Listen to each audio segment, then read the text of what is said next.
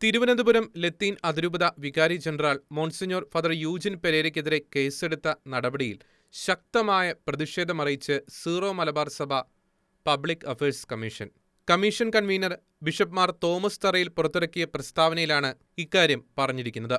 കേരളത്തിന്റെ തീരദേശ ജനത കടലാക്രമണങ്ങളും അപകടമരണങ്ങളും വഴി ഇരകളാക്കപ്പെടുമ്പോൾ അവർക്കുവേണ്ടി സംസാരിക്കുന്നവരെ കലാപകാരികളായി മുദ്രകുത്തുന്ന നടപടി തികച്ചും പ്രതിഷേധാർഹമാണെന്ന് ബിഷപ്പ് മാർ തോമസ് തറയിൽ വ്യക്തമാക്കി.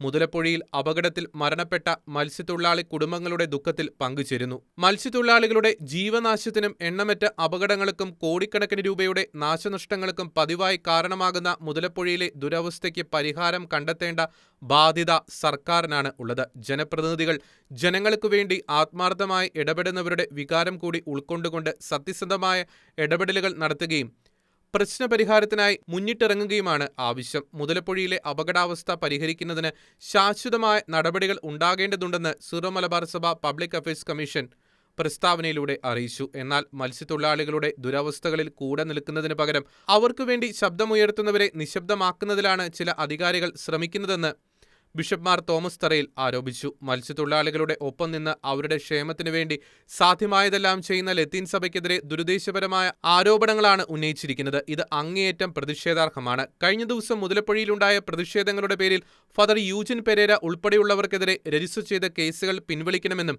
മത്സ്യത്തൊഴിലാളികളോട് തുടർന്നുകൊണ്ടിരിക്കുന്ന നീതി നിഷേധം അവസാനിപ്പിക്കണമെന്നും സീറോ മലബാർ സഭ പബ്ലിക് അഫയേഴ്സ് കമ്മീഷൻ സർക്കാരിനോട് ആവശ്യപ്പെട്ടു.